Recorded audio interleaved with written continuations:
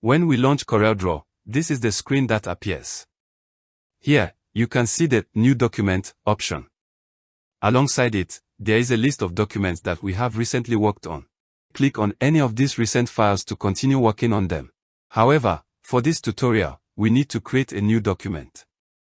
So, we will click on the New Document option. Now, here we have two options available, Document Settings and Templates. If we click on Templates, a variety of templates will start appearing on the screen. We can also adjust the view from here according to our preference. Right now, the All Categories option is selected, which is why we are seeing templates of all types. If we want, we can select a specific category, for example, brochures. Once we click on it, only brochure-related templates will be displayed. We can open any of these templates and start editing it according to our needs. For this tutorial, we will create a new document, so we will click on Document Settings. Now, we can see different types of preset sizes available, which can be used for various purposes. For now, we will go with the CorelDraw default size. From here, we can give a name to our document. We can also increase or decrease the number of pages according to our project requirements. Next, we will select the color mode. If you are designing for printing, choose the CMYK color mode. And if you need a digital output, then select RGB. Here, we can see the document dimensions, and from this option, we can change the page orientation to portrait or landscape. From here, we can set the resolution of the document. Higher resolution will give better image quality. Once everything is set, we will click on OK, and a new document will be created. Now, this is the menu bar of CorelDraw. Each section in the menu bar contains a drop-down menu, from where we can access all the essential tools, commands, and functions related to that specific category. This is the standard toolbar. You may have noticed that many of these tools are commonly found in almost every application. However, some tools are unique and specifically designed for CorelDraw. Next, this is the property bar. Here, we can see the properties of the currently selected tool, and we can modify them according to our requirements. You'll notice that whenever we select a different tool, its properties automatically appear here. And this is the toolbox. We use these tools to create and design our artwork. When you hover your mouse over any tool, a short description appears to help you understand its function. Also, some tools have a small arrow in the corner. If we click and hold on those tools for a moment, hidden options will appear, which we can use as needed. These are the horizontal and vertical rulers, which we use for measuring objects accurately. From here, we can manage our pages. We can add new pages, delete pages, and also insert pages before or after the current one. Additionally, we can rearrange or shuffle pages as needed. And these are the color palettes. Using these, we can easily change the colors of our objects. As a beginner, while practicing, you can enable the Learn Docker from the Help menu. Here, you will get useful hints and guidance about the selected tools. You can see that whenever I click on any tool, related tips and information appear here. This feature is really helpful for beginners to understand how different tools work. Now, I will introduce you to some important tools available in the toolbox. First, this is the Pick tool, which is one of the most important tools. Using this tool, we can select and move objects. If we hold the Ctrl key while moving an object, it will move in a constrained direction. We can also use these handles to resize the object. If we double-click on the object, a different set of handles will appear. Using these, we can skew the object. And by using the same handles, we can also rotate the object. One important thing to remember is that for constrained movement, skewing, and rotation, you need to hold down the Control key while performing these actions. To modify objects, an important tool is the Shape tool. If we select the Shape tool and click on a line, then choose Convert to Curve, nodes will appear on the object. Using these nodes, we can reshape the line according to our needs. If we double-click, a new node will be added, giving us more control over the shape. Now, for example, this is a circle. We can modify it using the Shape tool even without converting it to a curve. However, if we convert it into a curve, nodes will appear, allowing us to make more detailed modifications.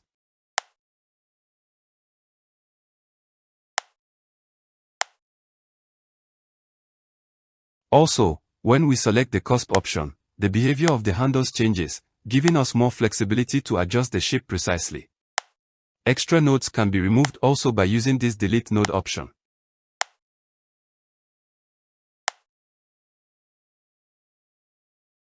If we click and hold on the Shape tool, a set of additional tools will appear, including Smooth, Smear, Twirl, Attract and Repel, Smudge, and Roughen. Each of these tools is designed to help us refine and enhance our design in different ways. For example, the Smooth tool helps in softening sharp edges, while tools like Smear and Smudge allow us to creatively distort shapes. The Twirl tool adds a twisting effect, and Attract and Repel can push or pull parts of the object. The Roughen tool is useful for creating irregular or textured edges. Just like other software, in CorelDraw, the Crop tool is used to crop objects. The Knife tool allows us to cut images or objects into straight or curved slices.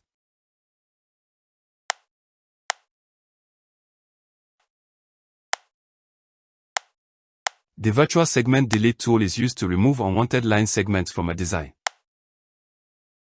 And the Eraser tool is used to erase specific parts of an image or object.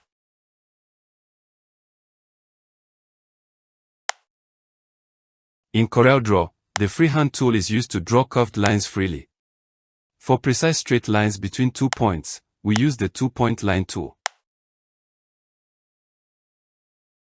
The Bezier tool is used for point-to-point tracing, giving us more control over curves and paths.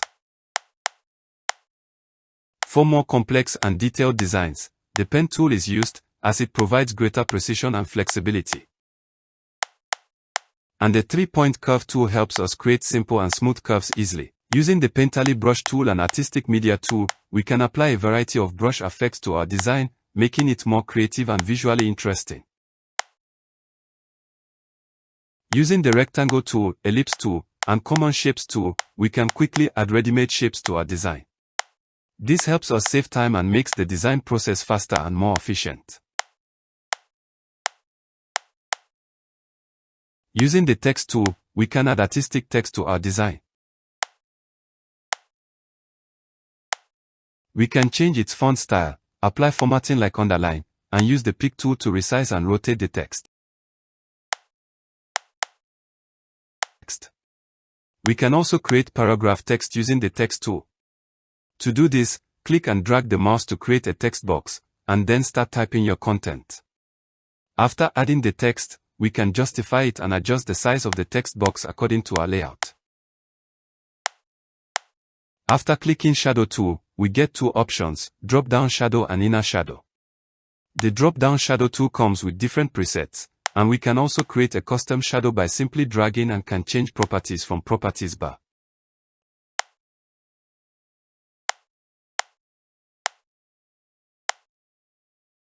The Inner Shadow tool is used to apply a shadow effect inside the object, which gives the object a more 3D and realistic look.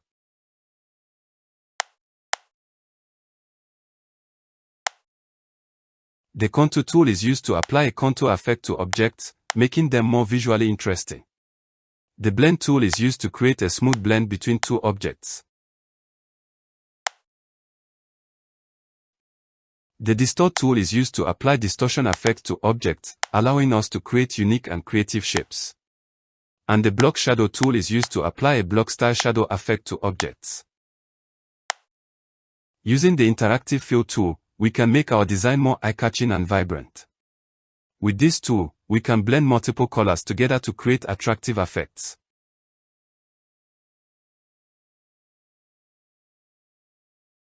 It also offers different options, and each option produces a unique visual effect, allowing us to enhance our design creatively. In today's tutorial, we will learn how the new AI tools in CorelDraw 2026 make the design process easier for both designers and clients. A vegetarian restaurant owner comes to me and asks for some logo design ideas for his restaurant. The name of the restaurant is The Art Taste. So, let's start this project. First, we will click on AI Generate, and from here, select Create Image. After that, the AI Generate Docker will open, and here you need to make sure that the Create Image button is active.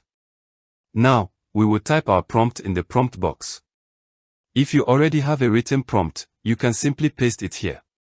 You will also find this same prompt in the video description. Next, we will select the aspect ratio. I'm choosing landscape here.